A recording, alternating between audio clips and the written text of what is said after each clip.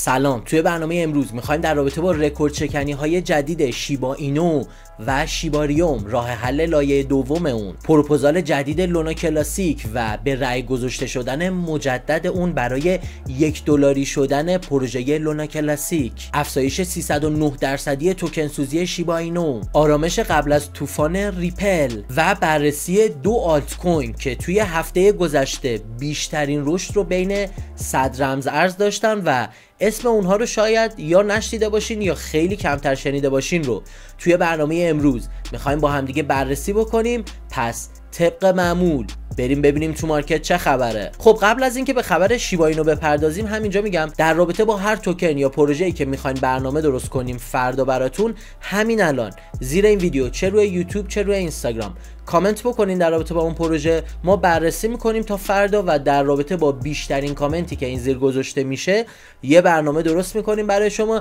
تو کمتر از 24 ساعت. بریم در رابطه با خبر رکورد شکنی شیبا اینو و شیباریوم یکم بحث کنیم. یوتودی اون رو منتشر کرد و اومد گفتش که 2 تا مایلستون جدید رو رقم زدن پروژه شیبا اینو یا شیباریوم که راه حل لایه دوم اون میشه.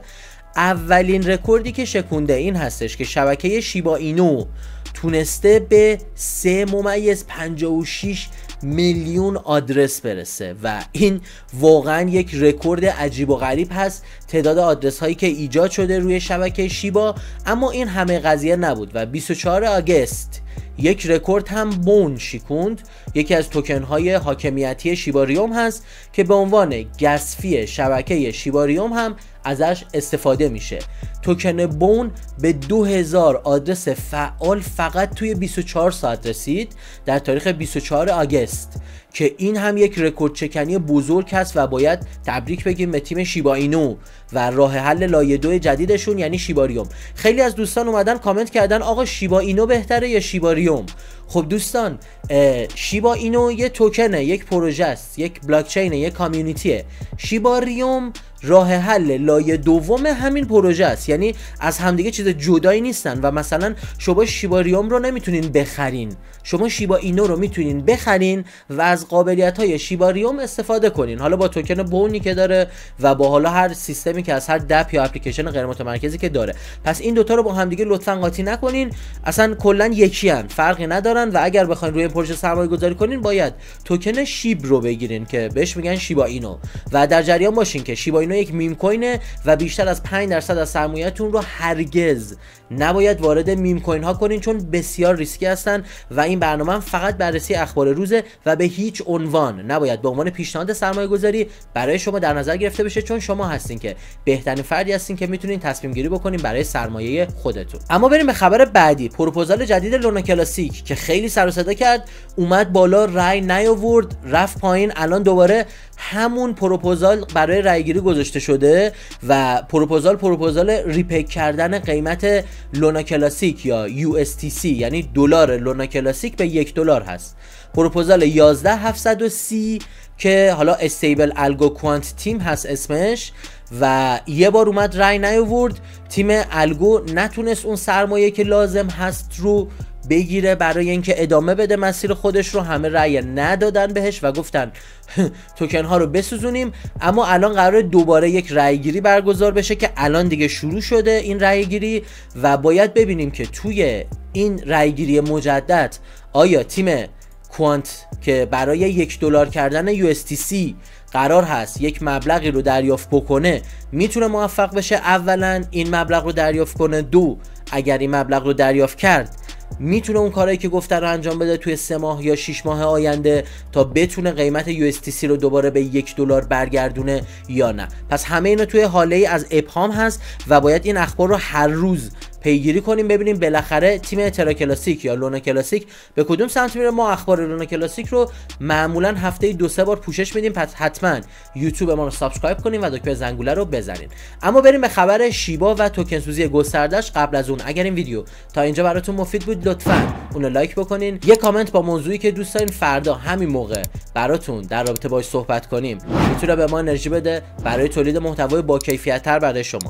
حتما کانال یوتیوب ما رو سابسکرایب کنین و دکمه زنگوله رو بزنین تا برنامه‌های بروز و رایگان ما رو توی ایران از دست ندید. اما ما بیشتر از $5100 هم بونوس میدیم به افرادی که به پیج اینستاگرام ما IRBLC پیام بدن. لینکی رو براشون میفرستیم از بهترین صرافی 2021 و 2022 از دید سایت تریدینگ ویو که صرافی بینگ ایکس هست. شما از لینک ما ثبت نام کنین تا $5000 بونوس میگیرین. علاوه بر اون میتونین وارد کانال سیگنال رایگان ما بشین و با همین بونوس ها ترید کنین. بچهای 200% 300% سود گرفتن از همین بونوس و خارج کردن، حالا هزینه مخارج زندگیشون رو تونستن باش انجام بدن. این قضیه رو شوخی نگیرین، مهلتش کمه. دوستایی که هفته پیش داشتن همین ویدیو رو میدیدن الان دارن به روز کسب درآمد دلاری میکنن با سرمایه اولیه 50 تا $100، یعنی بیشترم نذاشتن اما $5000 گرفتن و دارن باش ترید میکنن. اما بریم به خبر توکن سوزی گسترده شیبا اینو که افزایش 310% رو تجربه کرد. حالا اینجا توی این خبر صحبت شده در رابطه با اینی که 350 میلیون کوین سوزونده شده و 233 میلیونش رو فقط یک نفر سوزونده. چه دیلی داشته اونی که این توکن سوزی گسترده رو انجام داده. اما شیب مثبت توکن سوزی رو داریم میبینیم که 309% یا همون 310% هم افزایش پیدا کرد توی 24 ساعت گذشته و این خبر خوبی برای کل کامیونیتی شیبا اینو میتونه باشه. اما بریم به خبر بعدی در رابطه با آرامش قبل از طوفان ریپل. خب یه سری از تحلیلگرا اومدن با توجه به نمودار قیمتی ریپل و اصلاح بزرگی که داده اومدن گفتن آقا دیگه بسته، الان آرامش قبل از طوفان ریپله و احتمالاً ریپل یک رشد قیمت خیلی شدیدی رو تجربه کنه توی هفته ها و ماه های آینده. و این حالا تحلیل این گروه بوده که سایت یوتودی منتشر کرده و میتونین اون رو ببینین. 8/27/2023 ساعت 1 ساندی این خبر منتشر شده و تحلیل کاملش رو هم میتونین بخونین. تحلیل ما نیست، تحلیل سایت یوتودی هستش که ما فقط اون رو به صورت خلاصه بیان کردیم. اما بریم به خبر آخر. باز یه خبر دیگه از یوتودی هست و اومده 2 تا از آلت کوین ها رو معرفی کرده که توی این روند ریزشی بازار این 2 تا بین 100 تا رمز ارز اول بهترین عملکرد داشتن. توکن رول بیت و سوی نتورک. سوی نتورک حالا ممکنه خیلی‌ها بشناسین اما RLB یا رول بیت رو خیلی کمتر من خودم اسمشو شنیدم که توی 24 ساعت گذشته 14% و توی هفته گذشته 32% رشد رو تجربه کرده و خب میدونین تو همین مدت خیلی از ارزها مثل بیت کوین و اتریوم یا درجا زدن یا منفی بودن یا 1 تا مثلا 5% نهایت رشد کردن و ریختن. اما این 2 تا توکن خیلی سر و صدا کردن توی این هفته. دوستان اصلا دلیل نمیشه ما این خبر رو گفتیم الان برین سوی و RLB بخرین. ما فقط داریم میگیم هفته گذشته خیلی رشد کردن، ممکنه هفته دیگه به شدت بریزن چون بعد از هر رشد یک ریزشیه.